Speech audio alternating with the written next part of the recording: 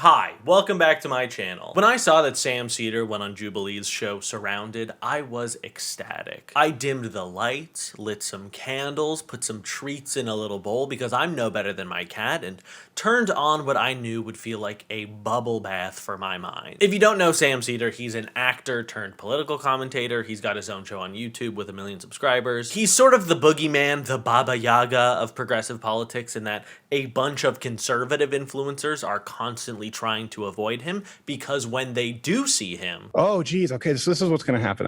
What did I tell you? He was going to do anything he could to avoid... Oh, there he is. Oh no, Sam Seder, what a fucking nightmare. It rarely ends well for them. Jubilee is a YouTube channel that claims to exist to provoke understanding and create human connection. And maybe some of their lighter content, like 6 grandmas versus 1 fake, really does create human connection. Elizabeth, could you name your 4 grandkids one more time, please? Jessica, Ronnie, Eric, and Michael. Which is the one you left behind? Oh, that was. Oh my God, they were young, and we were just like at the store, and then they wanted to look at the electronics. I said okay, and then I went somewhere else. Right, but so who did you forget?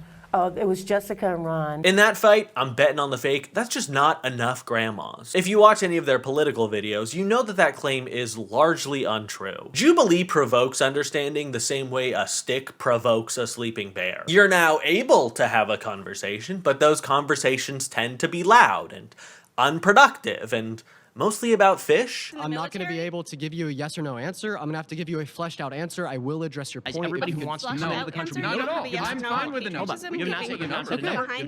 So if you want to... I'm speaking. No, I'm speaking. No, I'm speaking. No, I'm speaking. No, I'm speaking. Take their show middle ground. They always frame the debates as if the two sides are equals, like climate change activists versus skeptics. Can they see eye to eye? Or Israel and Palestine? Or are men superior to women? Alphas versus betas. And I just feel like there's something missing from that conversation. Oh, duh. Sigma males. Just the setup for that one feels like they already have an answer to their own question. Ladies, we'll figure out if we're superior to you and get back to you later. But like, climate change is a real thing. If you want to talk about how best to fight it, or where to draw the line between mitigation and upending people's lives, or how much regulation there needs to be on the green energy industry, that's one thing. I'm sure reasonable people can have respectful disagreements, but we have to start by agreeing on reality. The climate is changing. The world is getting hotter. Human activity is the primary cause of it. The longer people wait to actually have the real conversation, the worse it's gonna be. Or with the Israel-Palestine one of the few episodes where they don't use the word versus. I wonder why that is. Israelis and Palestinians are not seen as equals in Palestine. Only one side is occupying the other. Only one side just broke the ceasefire agreement. Only one side just kidnapped one of the directors of No Other Land, a documentary made by both Israelis and Palestinians about life in the West Bank. Hamdan Bilal emerged from a police station in the West Bank after 24 hours in custody. He came out limping and pointed to bruises on his face and blood on his clothes. He was taken to hospital. This is first time, okay?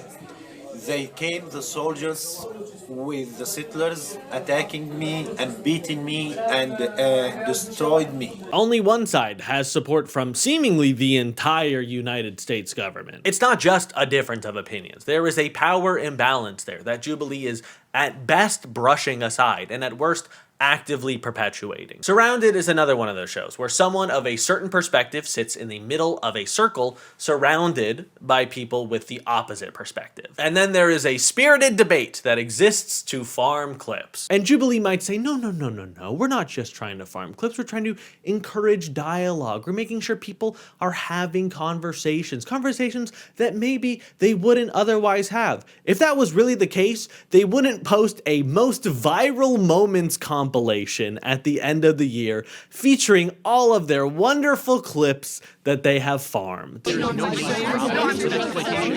is the show Sam Seder was on, and boy are those clips juicy. You had people claiming that xenophobic nationalism is actually a good thing. Same with xenophobic what's the problem with xenophobic nationalism? Don't you think that's better for Americans in general?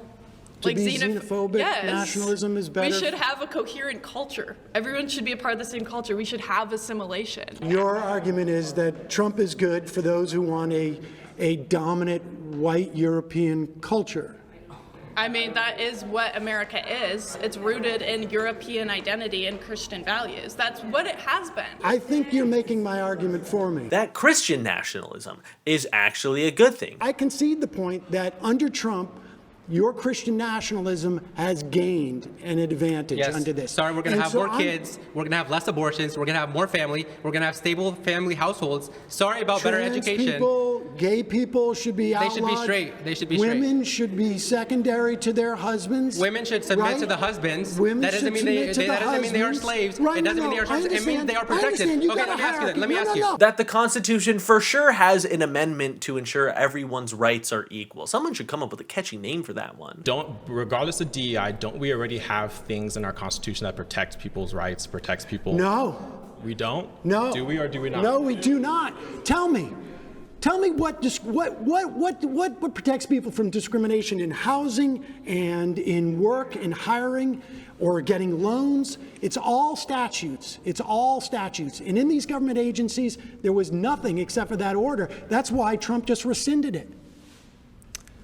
I'm gonna tap out. That Trump's cabinet is so diverse. After all, the second lady is a woman of color. Even in the Republican Party right now, and in Trump's cabinet, there are people of color that Democrats pretend don't exist, like J.D. Vance's wife, and J.D. Vance's wife is not in the cabinet. No, but that the government gets tax cuts. We're talking about government agencies that do not get tax cuts. Government agencies. They don't. No, they do.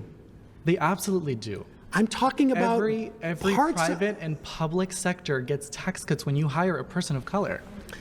Government agencies don't pay taxes.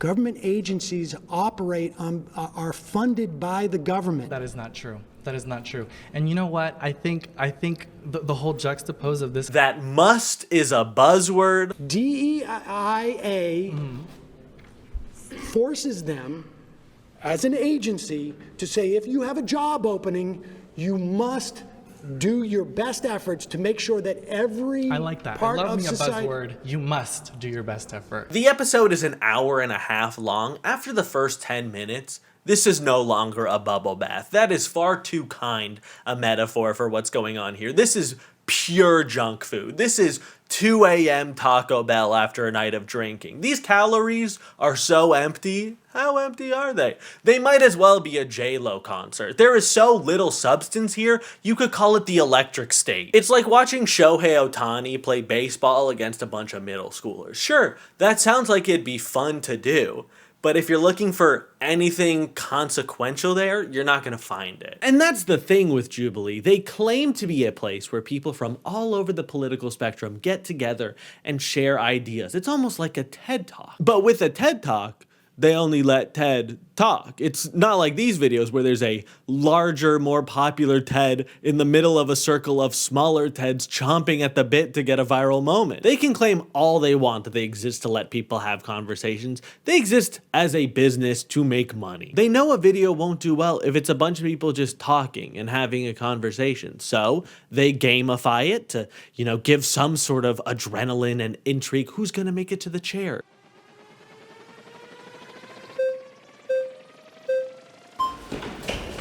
And they consistently invite people on with the most polarizing opinions. It's almost like they make the political version of Mr. Beast videos. And it's almost like that because that's basically what they do. I put 25 liberals and 25 conservatives in a room, and whoever survives the longest gets Venmo'd some money from Jubilee. The only thing that would really make these political Mr. Beast videos is if someone was just in the middle nodding along whenever anyone made a point. Remember when Jimmy Donaldson said he was going to run for president, and his big political vision was, what if I just get people who are the smartest on both sides? and just listen to them. With a show like Surrounded, the single person in the middle is almost always going to look better than the people in the circle for a few reasons. The first is just experience. The person in the middle is always going to be some sort of political commentator or influencer or master debater. You're not going to put Carla Ann from Boca Raton in the middle of the circle. I don't know who she is, and neither do you. If you just look at the list of people who have been on Surrounded, these are political media personalities who are used to debate as an exercise. And the people making up the circle are self-selecting for people who have strong opinions and want to be on camera to maybe have a viral moment. That's also probably not going to be Carla Ann from Boca. I think she used to manage a strip mall in Arizona, probably like the Scottsdale, Glendale area, and she moved back to Florida to be closer to her sister June after her amiable divorce. Things didn't end horribly. She calls the guy every once in a while, but it's still a divorce. With this one, it's people who live in or around Southern California who are okay with being very publicly very right-wing. Unsurprisingly, multiple of them are trying to become political commentators. You don't share your own clips like this unless you're trying to get hired by like the Daily Wire. Now, before we go into the next fire part, guys, you can see I'm talking really fast. It's just representative of a very specific group of people. Another reason the person in the middle comes out on top is they get to make the assertions. There's a reason other debates have moderators who ask the questions. It's like a sports team playing with home field advantage for every game, except the last one. You gotta give the circle something. Like when Michael Knowles was on, his first assertion was that there is no such thing as same-sex marriage. Which is really easy to defend if anytime anyone brings up, I don't know, gay people getting married, you're like, but that's not really real marriage. Would you agree that people have been lawfully wedded in the eyes of the government, and those two parties are members of the same sex? No, I'm saying that isn't possible. And then there's us, the self-selecting audience. I don't watch Jubilee that often. I'll catch a video here and there. If a streamer or a commentary YouTuber is watching one, I'll tag along, but that's really it. But I like Sam Seder. I think he does genuinely good work. I think he's pretty well spoken for a white guy, and he does a good job of mixing national news with like more municipal politics. He's a policy nerd in an online political space that usually just rewards first takes. I don't want to watch Ben Shapiro debate people for an hour and a half. That sounds fucking exhausting. I don't particularly want to watch Pete Buttigieg do it either. Most of the comments on the Sam Seder agree with me. They found the people in the circle pretty far out of their depth and Sam to be doing a good job. And if you go to the Ben Shapiro video, it's the same thing. People find the people in the circle out of their depth and think the person in the middle did a good job. Or like with Charlie Kirk's episode of Surrounded. I didn't really see a whole lot of clips from that on my timeline, but I did see the clip where the person says he's got a creepy ass smile. What does fetus mean in Latin? What the f? I'm sorry, is this It means little human being. Ooh, his smile is very creepy. Okay. Smiling is creepy? No, your smile specifically. Got it. But let's go back. Is that substantive? Is that provoking understanding, Jubilee? I'm sure a lot of conservatives didn't see clips from Sam Seder on the show either. Even better, on Twitter, people who didn't actually watch the video thought that Sam was the conservative and this guy was the progressive. I wonder why. They saw an older white guy with glasses debating a younger person of color with glasses and thought, oh, the older white guy must be on my side. That's not even Jubilee's fault. There's only so much provoking understanding they can do, but when people won't even watch a 2-minute clip and just assume that it confirms their pre-established biases, what are you gonna do? In every episode, there are people in the circle who just like raise up their flag to get people out and never try to go in. Like in the Sam episode, there's somebody in the back who's in this like American popsicle hat. You know, one of the like the red, white, and blue popsicles. He just sits in the back, is always on camera when they're in the 2-shot, shakes his head, makes faces, raises up his flag when he wants someone else to talk in the middle. So like even within the circle, they are further self-selecting towards the loudest people. I'm sure when Sam made the claim that unless you're a billionaire, a religious fundamentalist, or a xenophobic nationalist, voting for Trump was a mistake. I'm sure he wasn't expecting people to sit in the chair and go, well, I am a xenophobic nationalist. So there. And same with xenophobic like what's the problem with xenophobic nationalism? Don't you think that's better for Americans in general? Aside from being a crazy thing to admit on camera, that's just not responding to the prompt. All you're saying there is, Sam Cedar, you are correct. That is the moment for people in the circle to go, no, no, no, no, no. It doesn't matter if you're in the perceived in-group or not. Trump is gonna be good for everybody. But instead, everyone goes, yeah, I'm in the in-group and you're not. Fuck you. Does this provoke understanding, Jubilee? Does this create human connection? Sam literally goes, I think you're making my point for me. I think you're making my argument for me. These people just so clearly see politics as team sports, where their team needs to win and the other team needs to lose. And despite all that, I think if you are a leftist content creator and Jubilee invites you on the show, you should absolutely do it. They are going to continue inviting conservatives on, and conservatives always say yes to this type of thing. It doesn't matter who's asking. If someone with a platform invites them to talk, they will do it. They can look good, they can look bad, they can come out of it pretty neutrally. It doesn't matter. The conservative online media strategy is the exact same as America's foreign policy. Be everywhere forever. And that's been the conservative playbook for many years. John? The John McCain military victory plan for America is the same as the John McCain media strategy. Be everywhere.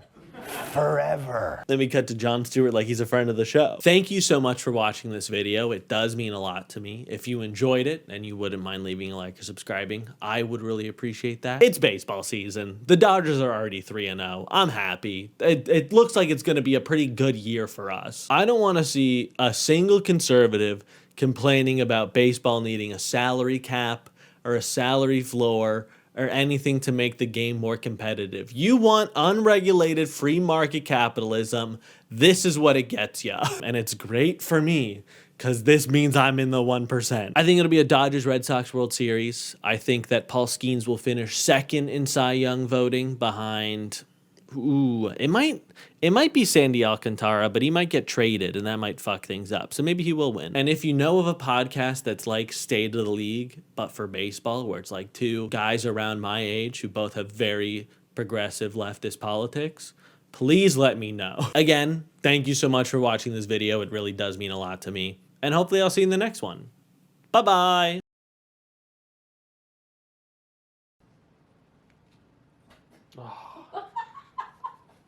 Damn it. That was a big jump.